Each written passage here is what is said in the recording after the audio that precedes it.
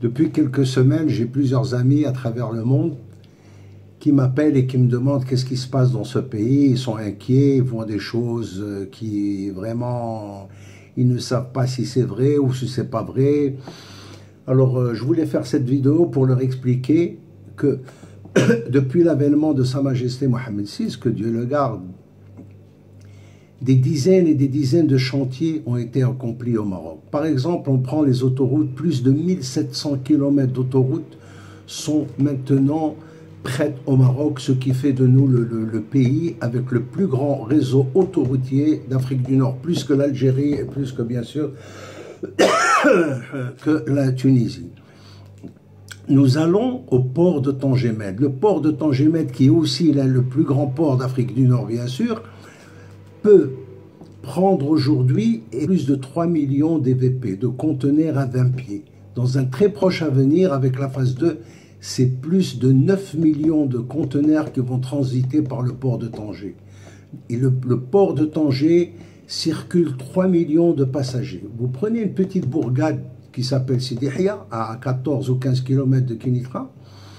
Sa Majesté a inauguré là-bas, en pleine campagne, un parc industriel de 350 hectares, dont 180 hectares seuls pour le free trade, pour le free zone, les duty free, ce qui fait que nous avons reçu des investisseurs américains, nous avons reçu des investisseurs allemands, des investisseurs japonais, des investisseurs autrichiens, des investisseurs tunisiens et français bien sûr, qui construisent maintenant leurs usines, dont beaucoup sont opérationnelles, et ce qui va engendrer bien sûr un trafic incroyable pour le nouveau port de Kénitra, et qui va donner du travail à tous les Marocains qui veulent travailler, qui veulent venir dans cette région, quelle que soit la partie où ils sont nés. Et nous prenons par exemple les autres chantiers qui ont été réalisés, comme le tramway de Rabat, le tramway de Kénitra. Malheureusement, tout ça est critiqué. Chaque fois, on a ce don pour critiquer. Chaque fois qu'un projet est en cours de réalisation, on le critique.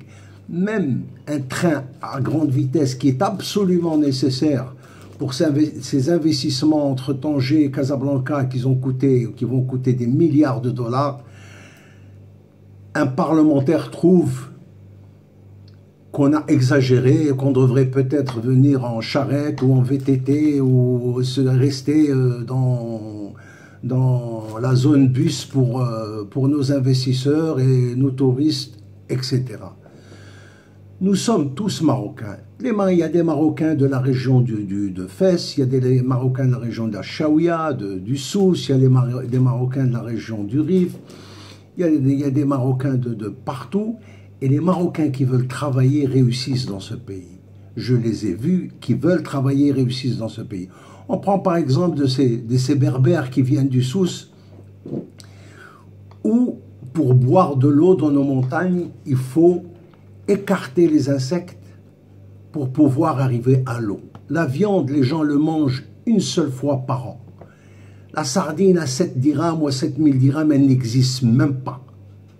Et pourtant, ces Marocains n'ont pas râlé, ils ne sont pas sortis avec des drapeaux étrangers, ils n'ont pas dit du mal de la monarchie, ils n'ont pas dit mal du pays, ils sont sortis dans toutes les zones du pays, ils sont sortis à l'échelon international et ils ont réussi leur vie. Et vous prenez le cas qu'on prend maintenant pour JR de Dallas, Aziz Ahnouch, il n'a pas trouvé de pétrole dans sa maison.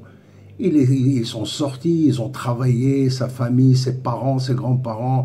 Et s'il est arrivé aujourd'hui où il est, c'est à 70 soit 80 ans de travail. Et on n'a pas le droit de le jalouser parce qu'il est ami à un président ou un roi. C'est sa vie privée, et peut-être ami à qui il veut. Et si on avait une vingtaine de gens comme lui, ou vingtaine de gens comme Haj Miloud Chaabi, comme Athman Ben Jelloun, etc., le Maroc serait en beaucoup meilleure position. Ce gouvernement qu'on critique, il vous donne la possibilité en tant que Marocain à aller à l'école, la maternelle, enfin le primaire, le secondaire et l'université. Et après, on lui oblige à nous donner du travail, qu'on en ait les capacités ou non. Et s'il ne nous donne pas du travail, on lui jette des pierres dans la gueule en plein Parlement, Al-Husseima, etc., etc.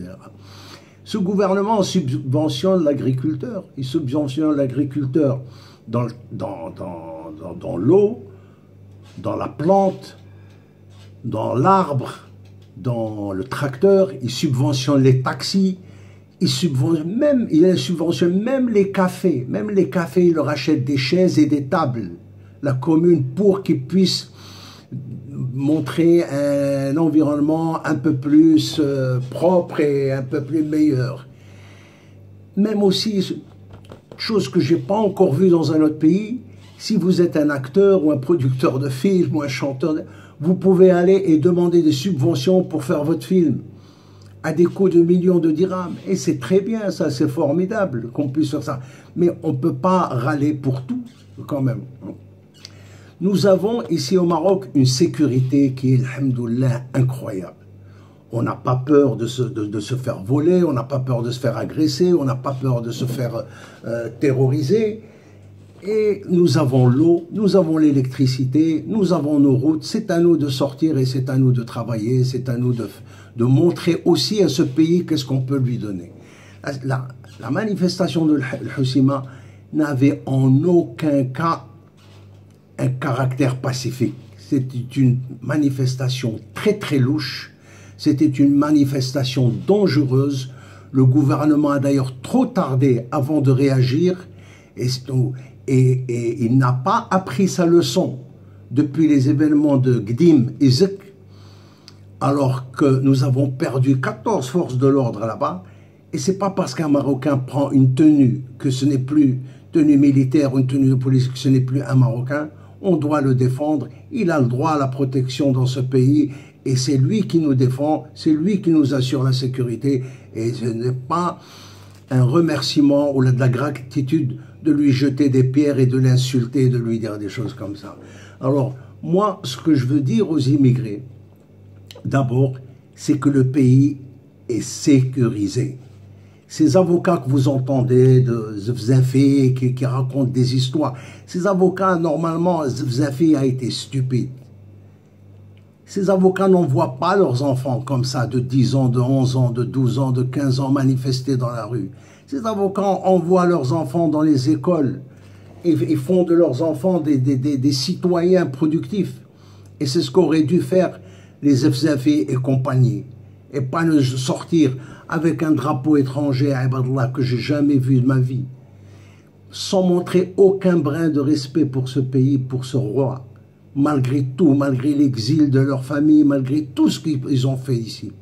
Et on me sort un drapeau qu'on n'a jamais vu, et on demande du travail parce qu'on sort de ce drapeau, mais c'est pas possible. D'un côté et de l'autre côté, nos forces de sécurité, ont été très sympas avec ces manifestants.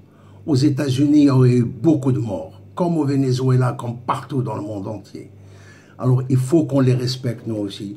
Et ce que je veux dire aux immigrés marocains, ces gens-là, ces têtes de pizza qu'ils ont brûlé leur passeport, c'est pas des Marocains. Ils méritent pas leur nationalité. Et heureusement qu'ils ont brûlé leur passeport, comme ça maintenant on les connaît et on veut plus les voir dans ce pays.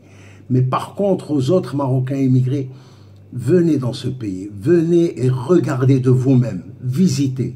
Visitez le Husseima, ces belles plages, visitez Nador, visitez Saïdia, Oujda, visitez Agadir, Tanja, mais c'est formidable, on passe des vacances exceptionnelles pour une fraction de ce qu'on va dépenser dans un autre pays.